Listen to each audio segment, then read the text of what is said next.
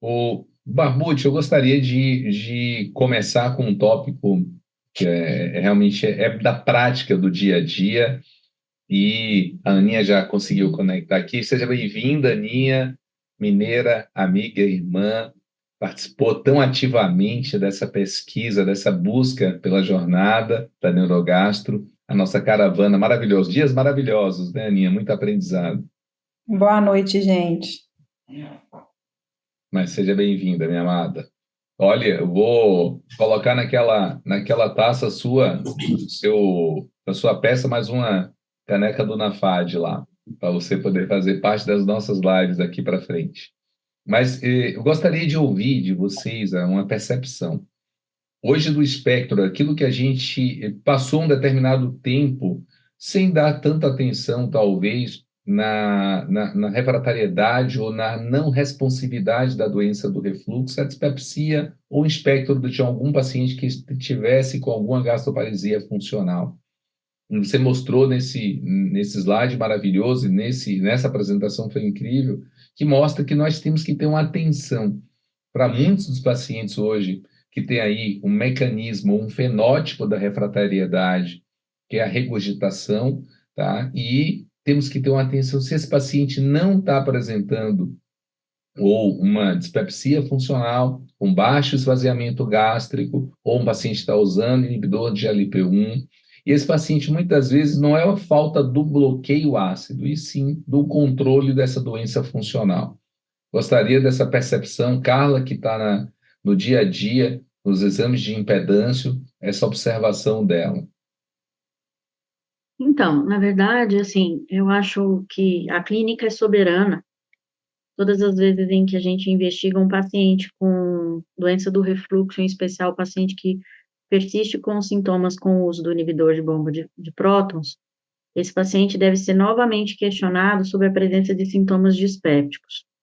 Sempre que o paciente tem sintomas que sugerem doença do refluxo gastroesofágico, mas também tem sintomas que são dispépticos, tem sintomas dispépticos, na verdade, esse paciente, a gente deve pensar que a doença do refluxo, ela é secundária a esse quadro dispéptico que esse paciente muitas vezes apresenta. Ele vai ter um esvaziamento gástrico lentificado, um aumento da fermentação gástrica, uma distensão do fundo gástrico, um relaxamento do esfíncter secundário a essa distensão do fundo gástrico, e aí a subida do conteúdo para dentro do esôfago, gerando o refluxo.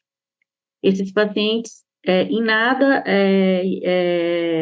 na manometria, por exemplo, a gente pode até ter hipotonia de esfíncter, mas é muito importante que a gente tenha atenção para isso, porque muitas vezes esses pacientes têm, por exemplo, eructação, regurgitação, e aí a impedância pH-metria consegue mostrar para a gente melhor esses quadros, né? Os quadros de regurgitação e de eructação, se essa eructação é uma eructação gástrica ou se é uma eructação supragástrica. Então, esses pacientes são pacientes que devem ter uma atenção voltada para a melhora desse quadro, e não uma proposta, por exemplo, de um tratamento cirúrgico para a doença do refluxo, né? Eles tendem a piorar quando eles são submetidos a algum procedimento cirúrgico para tratamento do refluxo, porque, na verdade, a causa do refluxo deles tem a ver com essa questão gástrica, né? Então, eu acho que isso é fundamental para direcionar melhor o tratamento desses pacientes. O Barbucci, na investigação de refratariedade com quadro dispéptico do paciente, plenitude pós-prandial, empachamento, você sempre que é possível, você pede a cintilografia, esvaziamento?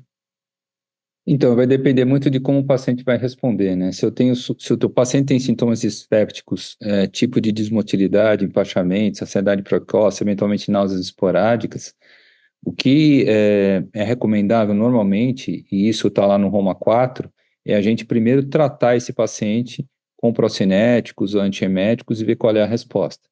Caso o paciente não responda a isso, a gente pode pensar até antes de estudo específico, fazer um tratamento com algum neuromodulador, para depois, se não houver resposta ao tratamento com neuromoduladores, se instituir então um estudo mais específico como o teste de esvaziamento gástrico. É óbvio que se o seu paciente tiver alguma doença específica ou estiver usando algum tipo de fármaco específico que se relaciona com o retardo de vazamento gástrico, a gente deve avaliar isso e, eventualmente, retirar esse medicamento ou substituir por outro se houver esse tipo de sintomatologia. Mas se a gente for seguir Roma 4, a gente passaria para o estudo de esvaziamento gástrico um pouco mais tardiamente. Isso para os pacientes que têm empachamento e saciedade precoce. Para os pacientes com náuseas e vômitos de repetição, aí eu posso pensar inicialmente em gastroparesia, e aí o teste de esvaziamento ele vai ser mais precoce, porque eu dependo dele para o diagnóstico. Esses dois fenótipos, Ana, você que tem uma experiência muito boa também na modulação, na neuromodulação desses pacientes, na prática do dia a dia, gostaria de ver a experiência de vocês. Qual o fenótipo que você orienta cada neuromodulador do paciente? Como você poderia passar essa parte prática para os nossos colegas do dia a dia? Eu acho que nos pacientes com dispepsia, tipo desconforto, né, em que predomina também perda de peso, uma boa medicação de uso de neuromodulador é a mirtazapina, né? E ela, como o Barbucci explicou aí na aula de gasparesia, ela teria um pouco de ação também na motilidade do estômago, né? Então, acho que é um bom neuromodulador para a gente aplicar para esses pacientes que têm esses sintomas de desconforto pós-prandial, mas predominantemente com IMC normal ou com baixo peso, né? Também é a minha experiência muito. Vocês usam buspirona? Eu uso bastante buspirona. Na verdade, buspirona e os outros tetracíclicos também, né? Então, a sulpirida, ela tem um efeito antipsicótico também, né? E ela tem um efeito procinético, um agonista 5-HT4. Então, hoje mesmo eu prescrevi sulpirida para um paciente meu. Mas normalmente eu vou pensar em usar ou mirtazapina ou buspirona inicialmente. E a diferença aqui é que a gente tem que usar doses altas de buspirona. Então, a gente começa com doses menores, mas a gente chega até 30 miligramas o mais rápido possível. Às vezes a gente esquece, mas a trazodona também é um tetracíclico e pode ser utilizado também para esse fim. E até os tricíclicos, né, eles podem ser utilizados, especialmente porque eles também acabam modulando a acomodação, né? E o tratamento da acomodação gástrica, às vezes, melhora bastante essas queixas de saciedade e, eventualmente, náuseas e vômitos também. Paciente com dor... Você consegue... Desculpa, Fábio. Você consegue usar doses mais altas de buspirona no período da manhã? Você tem algum efeito colateral? Você fraciona a dose usando dose maior noturna do que diurna? Eu começo com dose noturna. Normalmente eu começo com 5 ou 10 miligramas à noite. E aí eu vou aumentando até... Se eu comecei com 5, eu passo para 10 miligramas à noite. E depois, aí eu já começo a dar de manhã. Depende muito do paciente, como é que ele se sente quando ele acorda. Se ele ainda está sonolento, eu seguro mais um pouco e começo com 5 miligramas de manhã, vou devagar. Se não, eu já passo logo para 20 e 30 miligramas na sequência, dividido em 3 tomadas. Eu também. Eu começo com 5, Ana, e ele fracionado a 5 e 10, né? Começo 5, depois 5 2 vezes, 5 3 vezes, aí aumento 10 2 vezes, depois 10 3 vezes. Esse escalonamento fica legal. Só para fechar, a neuromodulação gástrica, pregabalina. Quando vocês usam, tem um fenótipo da TAG, o paciente que tem transtorno de ansiedade, é um paciente que realmente a pregabalina tem um efeito bom?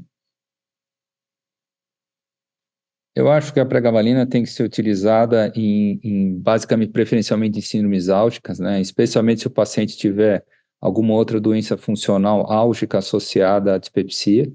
Por exemplo, fibromialgia e dispepsia, não tenho dúvida que os GABAérgicos são muito importantes. Esse efeito ansiolítico da pregabalina é bem-vindo, mas eu vou preferir, especialmente se o paciente tem algum distúrbio de sono associado, né? A pregabalina é um bom modulador do sono, e E nessa situação aí eu gosto muito da pregabalina, uso bastante a pregabalina mesmo, né? Perfeito. Só Isso, para... Quem está falando? Professora. um comentário rápido. Um estudo recente mostrou resultados interessantes com a fluoxetina em pacientes que têm eructações repetitivas, aquele que tem o tempo todo tem essa queixa, não é raro nos nossos consultórios, é uma queixa até difícil abordar, e esse estudo recente, apresentado inclusive no DDW de 23, mas agora publicado, mostrou resultados interessantes. O difícil ali, ele não explicou bem como seria, né, essa fisiopatologia aí da fluoxetina, mas os resultados foram bastante interessantes, talvez até mesmo pelo efeito ansiolítico da fluoxetina, mas é um caso a se pensar, visto que a gente tem um desafio nesses pacientes que têm eructações o tempo todo, tem essa queixa recorrente e frequente. A fluoxetina tem ação motora no estômago também, né, Du? Então pode ser. Comenta isso, mas coloca que os outros também teriam, os resultados foram melhores com a fluoxetina, usando 20 miligramas, era a maioria mulheres, dispépticas, mas principalmente com a queixa de eructação. Então, talvez tenha a ver com a parte de analgesia também, porque se você pegar Roma 4 e pirose funcional, a fluoxetina está lá como principal, né? Pois é. Daí vai ver que tem associação. Perfeito. Fabinho, aqui Oi. tem uma pergunta do Rosival no chat, dessa parte de gastroparesia mais específica. O Rosival é endoscopista, gastroenterologista, enfim. Estava interessado em saber, para esses pacientes a gente sabe que são pacientes muito específicos, que tem que estar muito bem definido. O professor Barbucci aí mostrou bastante a questão do paciente, às vezes, não responder aos procedimentos feitos sob o piloro, né?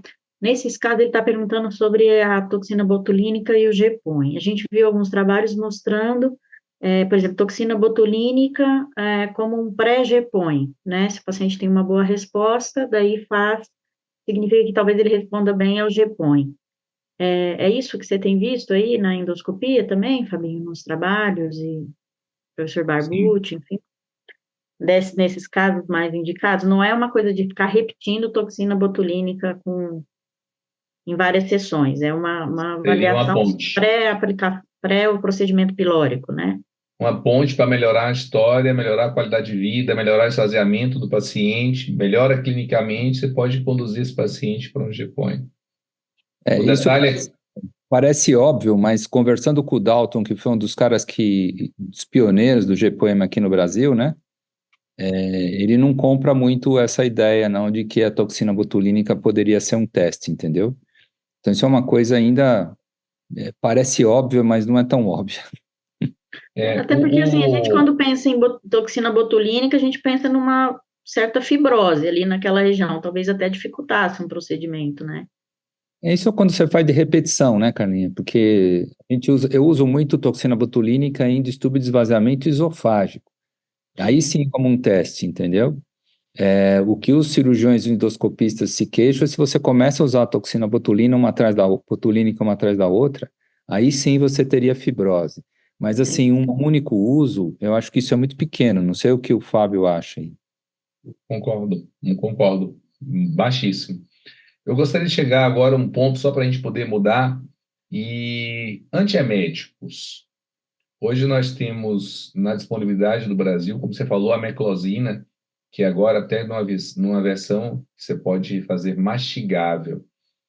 A associação, como você mostrou, Barbucci, de utilizar, muitas vezes a gente usa a bromoprida com a doperidona com o mesmo mecanismo de ação, muitas vezes sem ter uma ação sinérgica. O que você acha da meclozina pela sua segurança no dia a dia nosso? Qual a sua experiência?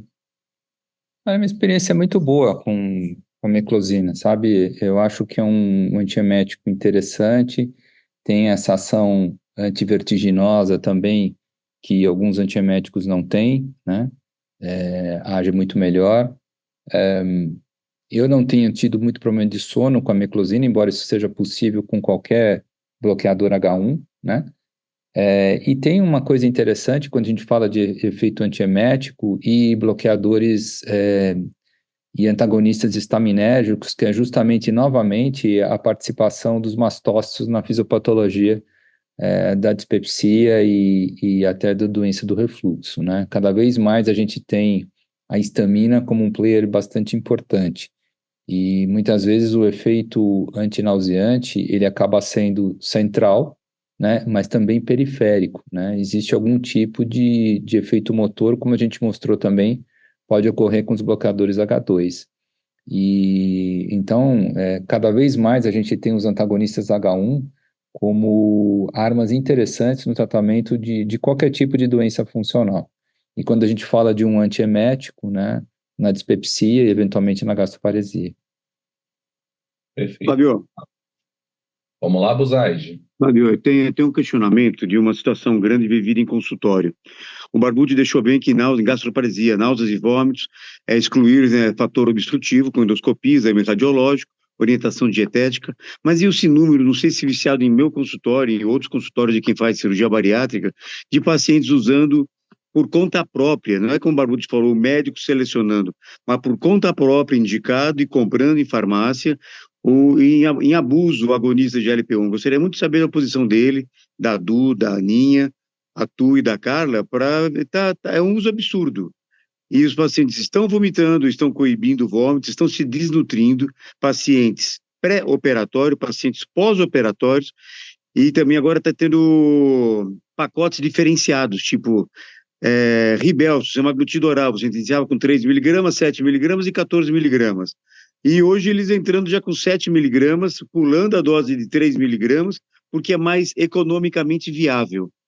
E quem está dirigindo tudo isso? Pacientes e os vendedores de OTC, porque não necessita de receita médica. Eu fico preocupadíssimo quanto que as nossas sociedades, o quanto que o Conselho Regional de Medicina, o Conselho Federal de Medicina teria que intervir para que esses remédios pelo menos fosse adequado e orientado por médico. Não sei a opinião de vocês, e gostaria de saber do Barbucci, da Du, da Aninha, a sua mesmo e da Carlinha Grange. Se der tempo, né?